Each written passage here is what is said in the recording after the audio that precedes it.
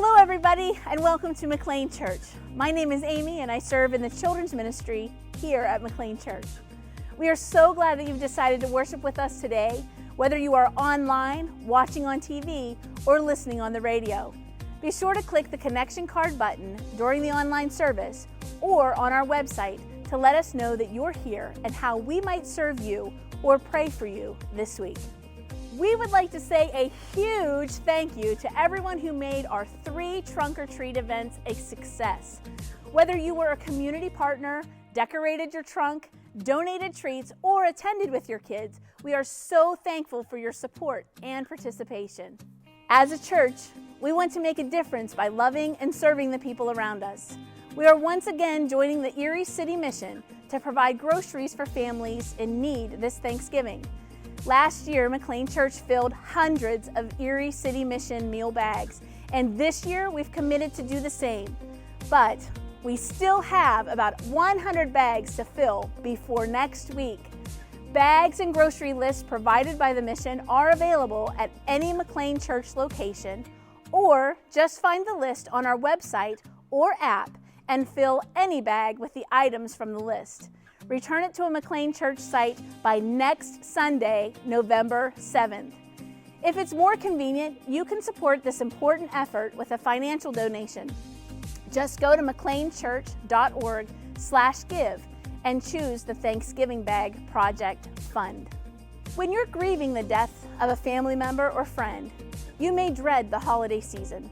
Thoughts of social gatherings, family traditions, and obligations leave you anxious and overwhelmed.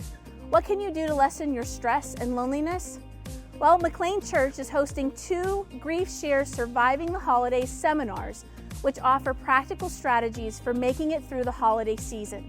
At this 2-hour seminar, you'll view a video featuring advice from people who face the holidays after their loss and hear insights from respected Christian counselors, pastors, and psychologists. And you'll receive a holiday survival guide with practical strategies, encouraging words, helpful exercises, and journaling ideas for daily survival through the holiday season. A seminar will be held from 10 a.m. to noon on Saturday, November 13th at our Edinboro location. Then we also will have a session online via Zoom from 6:30 to 8:30 p.m. on Wednesday, November 17th. Just go to griefshare.org/holidays for more information and to register. Now, let's worship together. Hello, McLean Church, and welcome. I am your friendly neighborhood Spence. Let's lift up our hearts and voices together to our rock that we can cling to in the storms of life.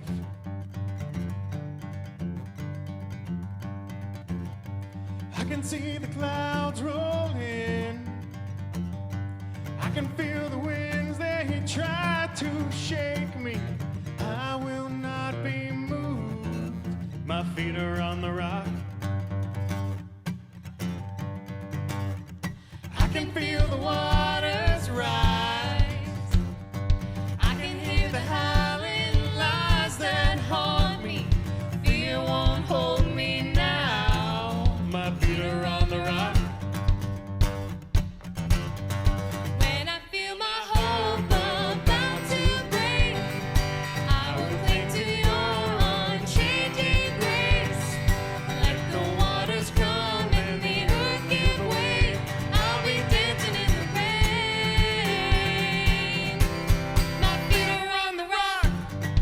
Ooh, ooh. I can see the morning light. I can feel the joy on the horizon. Here my faith is found.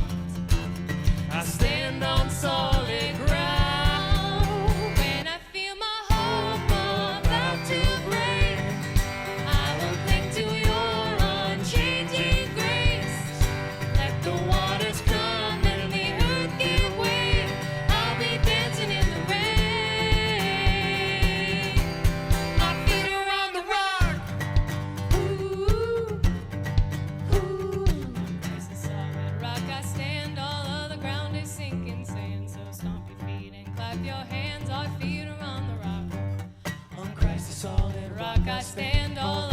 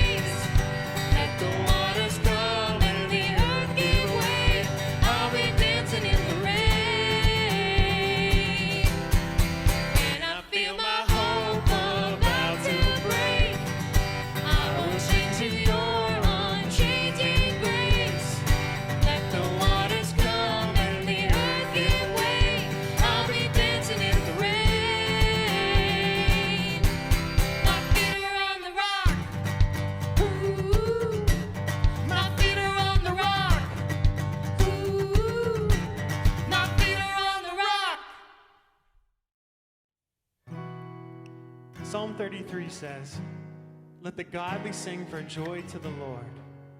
It is fitting for the pure to praise him. Praise the Lord with melodies on the lyre. Make music for him on the 10-stringed harp. Sing a new song of praise to him. Play skillfully on the harp. And sing with joy. For the word of the Lord holds true, and we can trust everything he does. He loves whatever is just and good. The unfailing love of the Lord fills the earth." The word of the Lord. Thanks be to God. You give light, you are love. You bring light to the darkness. You give hope. You restore every heart that is broken. And great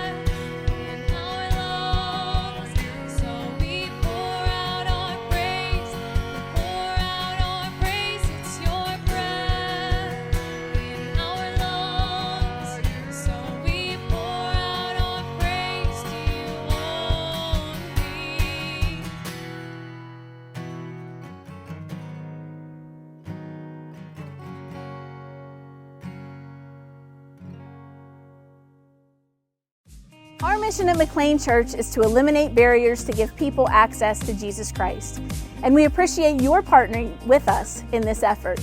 It's easy to share your tithes and offerings from anywhere you are. Just tap the Give button during the online service, on our website, or on the MC app. Thank you again for your generous support of the work of McLean Church.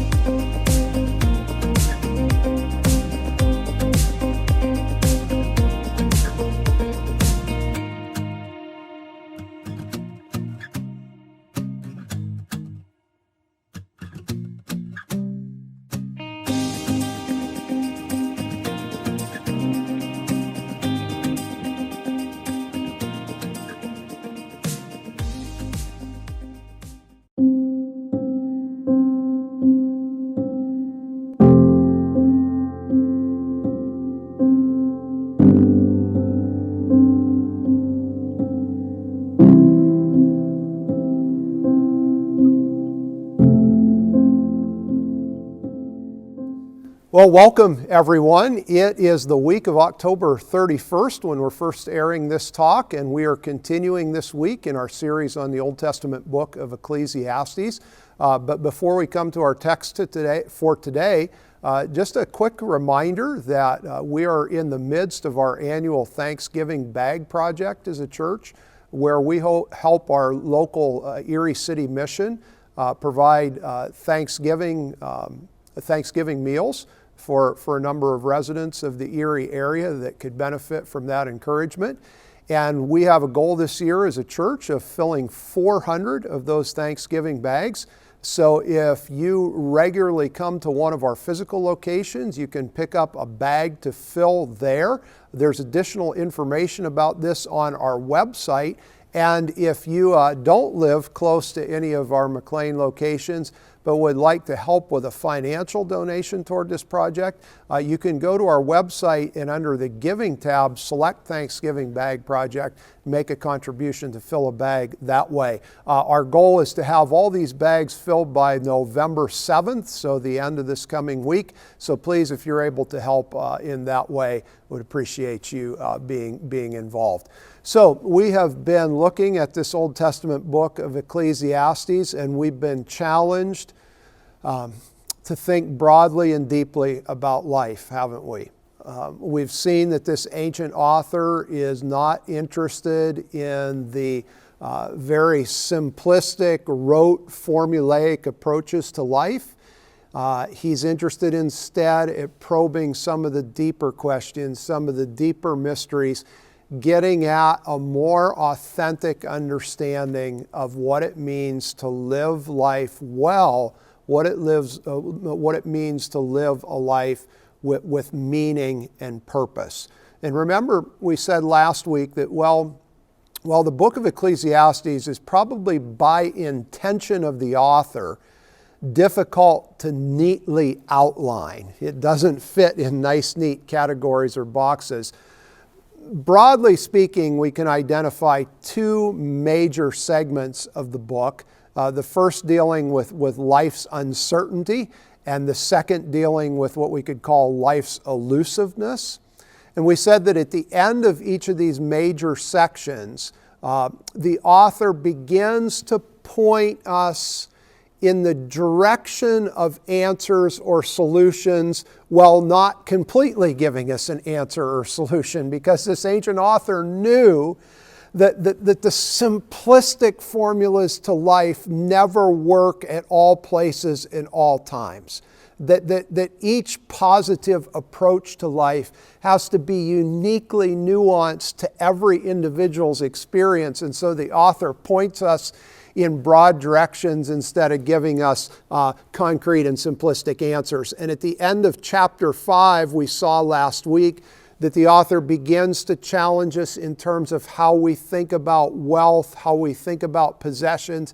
And he challenged us to live in the now, to see this present moment as the moment that I can experience happiness and fulfillment and purpose. Not to believe the illusion that says, I have to wait till this happens or till I have this or till I achieve this before I can be happy or content. No, the author says your opportunity for contentment, for happiness, for joy, it's in this present moment as you live fully engaged in the now.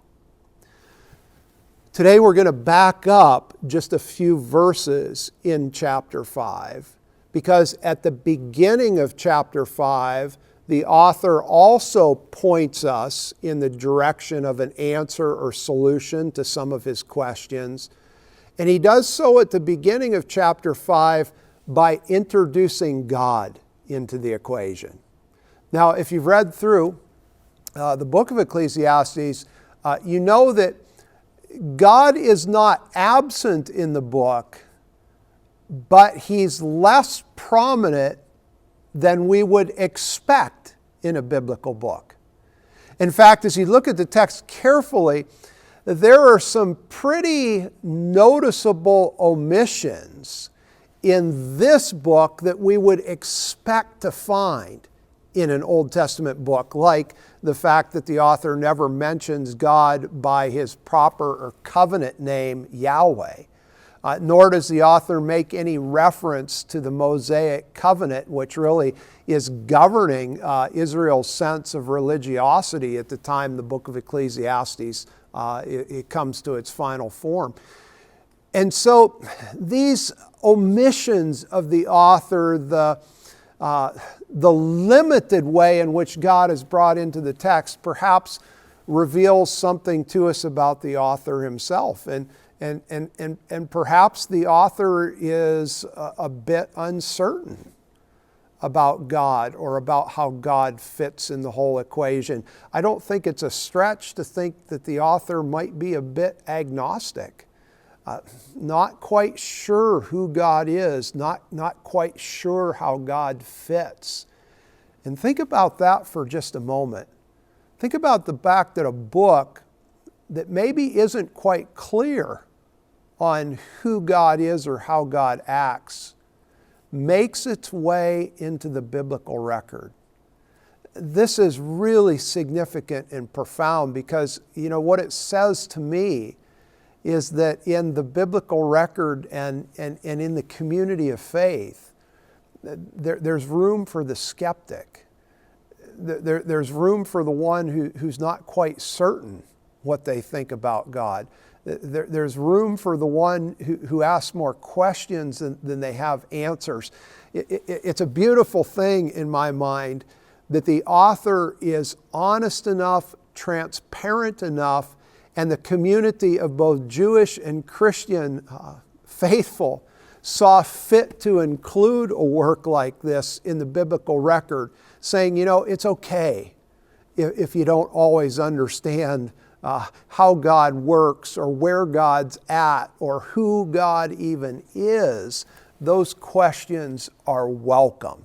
And so we really go 5 chapters before the author, with any kind of intentionality or even remote specificity, begins to talk about how God fits in the equation. And what I want to do today is I want to read from chapter 5 of Ecclesiastes, the first 7 verses.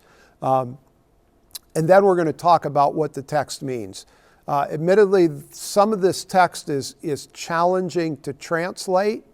It might seem challenging to understand on first reading, but after we read through it, we'll go back and we'll try to make sense of what the author is saying and talking about. So beginning in verse 1 of Ecclesiastes chapter 5, guard your steps when you go to the house of God. To draw near to listen is better than the sacrifice offered by fools, for they do not know how to keep from doing evil. Never be rash with your mouth, nor let your heart be quick to utter words before God. For God is in heaven and you upon earth, therefore let your words be few. For dreams come with many cares, and a fool's voice with many words. When you make a vow to God, do not delay in fulfilling it, for he has no pleasure in fools, Fulfill what you vow. It is better that you should not vow than that you should vow and not fulfill it. Do not let your mouth lead you into sin, and do not say before the messenger that it was a mistake. Why should God be angry at your words and destroy the work of your hands? With many dreams come vanities and a multitude of words, but fear God. First verse begins, guard your steps when you go to the house of God. To draw near to listen is better than the sacrifice offered by fools. The last verse reads, with many dreams come vanities and a multitude of words, but fear God. Remember, this author is writing roughly around the 5th century BCE. He's writing in the ancient world, some 500 years before Jesus appears on the scene. And put that in context. 500 years ago in our own history, we were in the year 1521, right? And Columbus had just landed on the shores of America. The United States as a country was not even really in the imagination of anyone. 500 years ago is a long time ago. So this is a long time before Jesus, the author, writes these words. He's writing in an ancient culture where the understanding of God and the gods was very different from what Jesus would teach his followers. And this ancient author, writing centuries before Jesus, is trying to make sense of life in reference to the reality of a God, the reference to a reality of a greater force in the world. And so he talks about going to the house of God. And again, 5th century BCE, we know he's probably referring to the temple in Jerusalem. This is a Jewish author. He's referring to the religious practices that would happen in the temple.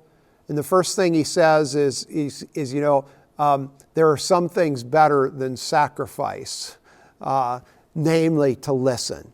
He challenges his listeners or readers to not focus on the sacrifice as much as they focus on the awareness of the presence of God. Why would a person in the ancient world have offered sacrifices? Well, in the ancient world, you offer sacrifices to get the gods to do what you want them to do. Remember, even in Jewish culture, their understanding of God is still emerging, it's still evolving. And throughout the ancient world, there's this understanding that we bring sacrifices or gifts to the gods to get the gods to do what we need them to do, to get them to bring rain, to get them to produce an abundant harvest of crops, to get them to get our flocks and herds to reproduce. We offer sacrifices to earn the favor of the gods, to convince the gods, to manipulate the gods, to do what we want them to do. Then the author talks about words and how when you go to the temple, the house of God, there are some things better than sacrifice, namely to live in awareness of the presence of God. And when you go to the temple or the house of God, maybe you shouldn't talk as much as you often do. Well, in the ancient world, why would people have talked a lot when they went to the house of God or to the temple? Well, they would talk to pray. And remember, Jesus, centuries later would talk about when you come before God, don't babble like the pagans do, like the people who worship other gods. The author here is referencing prayer, and he's saying, maybe there's some things that are more important than asking God to do a lot of things on your behalf. Maybe talking to God in prayer in a way that is really aimed at manipulating God to do what you want Him to do. Maybe that's not always as good as it seems.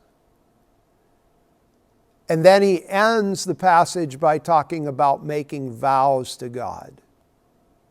Now again, in the ancient world, even in our present day, why would a person make a vow to God? To get God to do what we want God to do. God, if you do this for me, I'll do this. If you get me out of this situation, I promise I'll do this.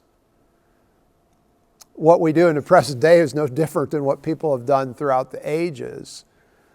Vows often were bargains with God. They were arrangements to try to get God to act on our behalf, to try to get God to do what we wanted Him to do. Sacrifices, certain forms of prayer, vow making, from this ancient author's perspective, were all attempts to manipulate or control God. And the author is going to challenge us with the idea that this is not the way to approach life. That there's a better, more purposeful and holistic way to approach life's journey. So let's think about that for just a minute. Remember, we said that when this book is being written, it's the first time for many people in the ancient Near East that there's any kind of experience of what we might remotely call a free market economy. For the first time in many people's history in the ancient Near East, there's really the opportunity to at least try to change one's status in life. And this is an important piece of ancient history that is critical to understanding the text, because until this point in history, your lot in life was largely entirely determined by your birth. You were born into a certain position in life, high, low, in the middle, and that was going to be the position you stayed in until you died. Nothing was going to change that. But with the beginning of, again, I use the word very loosely, but with the beginning of a sense of a free market system, people had a chance through the right actions and the right industry and the right luck to change their status. And this was wonderful. This was wonderful that a person actually could do things that could potentially make a difference in their lot or experience of life. But the unintended consequence of this opportunity is that it also produced a lot of anxiousness. And we can easily relate to this, right? Because we live in a system where, thankfully, largely, we can determine much of our experience and our outcomes. But that gift comes with a corresponding anxiety, doesn't it? Because if I'm not experiencing what I want to experience in life, much of my culture tells me the problem is with me. I'm not working hard enough. I don't have the right plan. I don't have enough discipline. I'm not practicing the right practices. There's something I'm not doing that's creating the lack of fulfillment or joy in my life that I want to experience. And here's the crazy thing, sometimes that's true. But many times it's not. And the unintended consequence of living in a culture where at times I have the ability to shape or form my own destiny is that it produces an anxiousness inside of me when that destiny or experience is not being realized. And our culture feeds this anxiety by constantly speaking to what we should be doing, what we ought to be doing, what we should be able to be doing to change our experience or change our destiny. 7 steps to financial security. 3 steps to a better marriage. 4 steps to a brand new you. These are all potential titles of bestsellers because we all want the simple path, the easy defined step to change and transform our experience. And the challenge is that sometimes the steps work and sometimes they don't. And in the religious world, from the time of this author and probably even before, into the present day, we offer people simple steps to get God on board with our plan, to get God more on our side. Do these 5 things. Do this instead of this. Stop doing that. Start doing this. 6 steps to a better relationship with God. And again, the crazy thing about the paradox of life is sometimes the steps help and sometimes they don't. And the author is bringing his ancient reader into the awareness that you can never fully program your relationship with God. You can never completely fit God into a system. You can never box God in and force Him to respond to the things you do. You can never manipulate God. And so to the ancient reader, the author says, if you're coming to the temple to offer sacrifices to get God on your side, guess what? That doesn't work.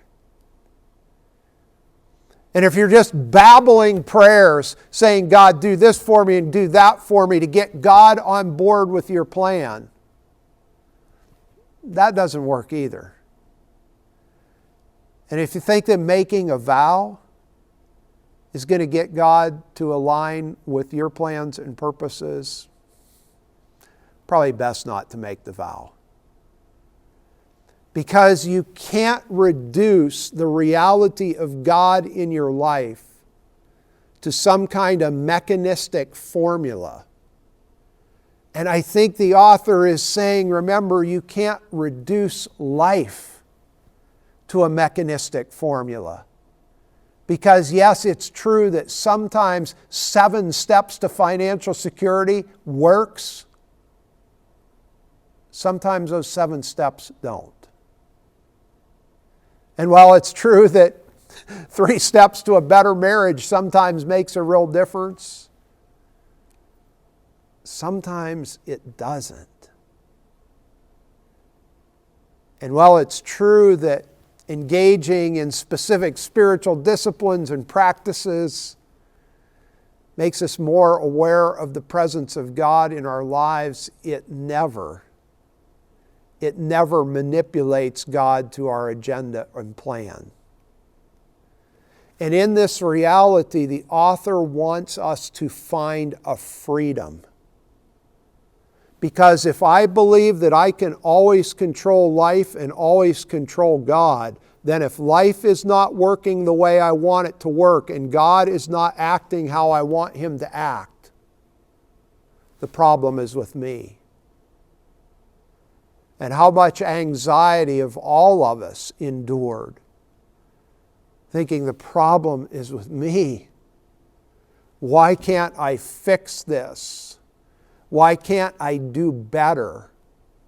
Why can't I get God to like me more?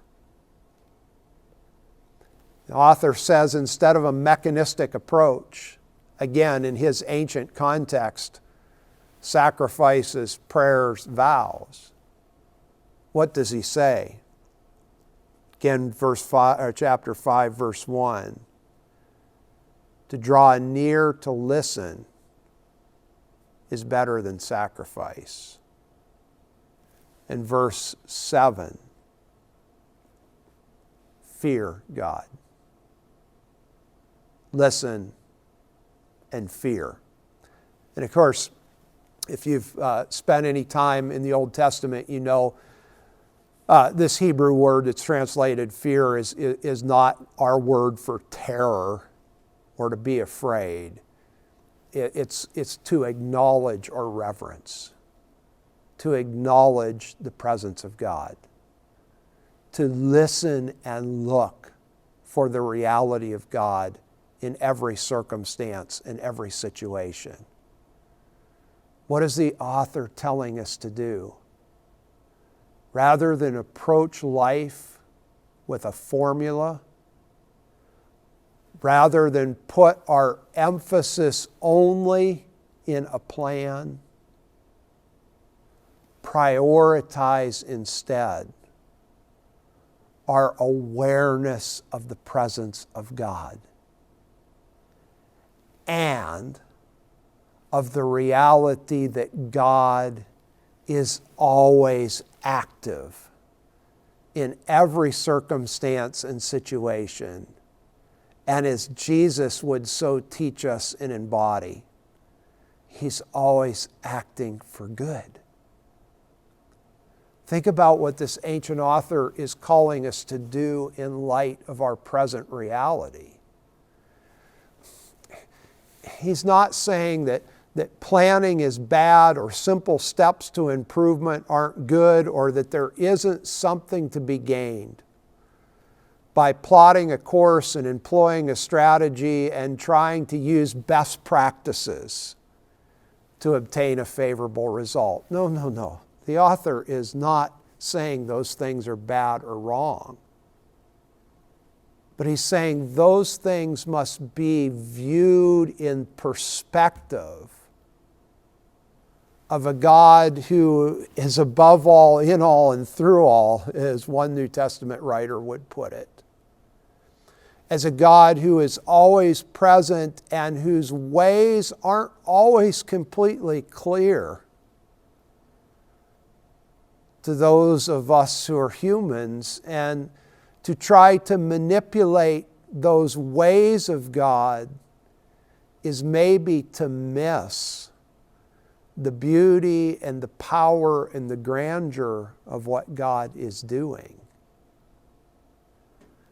Maybe this author would say, instead of reading another self-improvement book, what we really need to do is sit in quiet, contemplating the reality and the mystery of God that is always active, that is always present, that is always working for good, even in the midst of circumstances and situations that are bad. The author is calling us to an awareness of awe and wonder. And oh, how we need that. Because at the core, our faith is not about a self-improvement plan. Our faith is about an awareness of the greater realities of life, which is first and foremost the presence of a God who is personal, active, and loving. And with the awareness that this God is present in my life and in my experience, all of a sudden I have a way not always to make sense of, but to be at peace with the realities of a life I can't always control.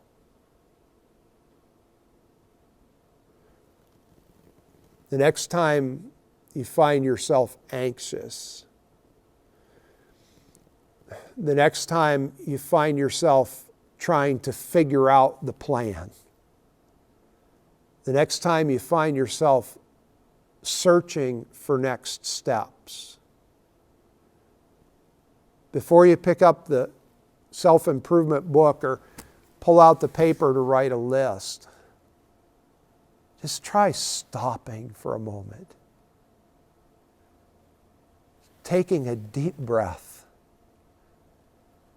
maybe closing your eyes for 60 seconds and doing nothing.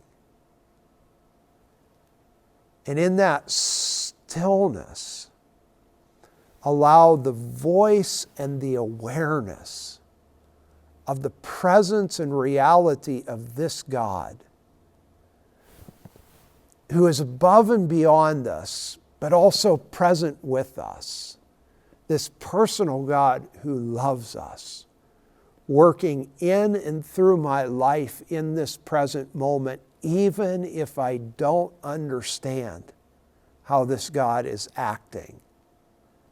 This is the path toward contentment, toward fulfillment, toward peace. This is what this ancient author, who I think is probably more agnostic and questioning than we care to admit, is challenging us to think and to do.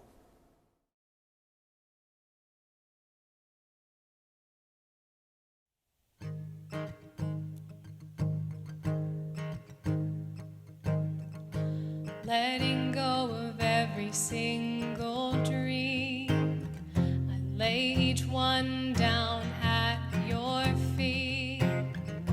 Every moment of my wandering never changes what you see. I've tried to win this war, I confess. My hands are weary, I need your rest. Mighty warrior, king of the fight.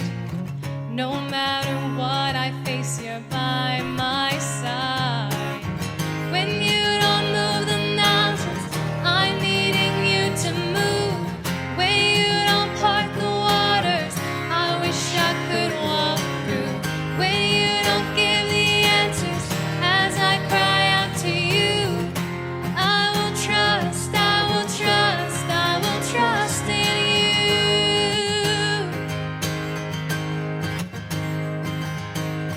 Truth is, you know what tomorrow brings. There's not a day ahead you have not seen. So in all things, be my life and breath. I want what you want, Lord, and nothing less. When you don't move the mountains, I'm needing you to move. When you don't part the waters, I wish I could walk through. When you don't give the answers as I cry out to you,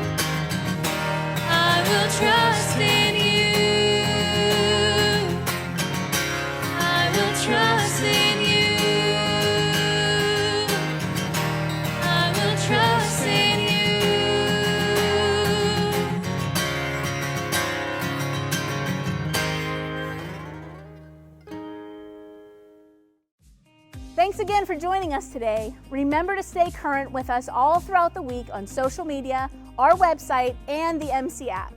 Next week, we fall back and we will celebrate communion together. So be sure to have some bread or crackers and juice or water on hand.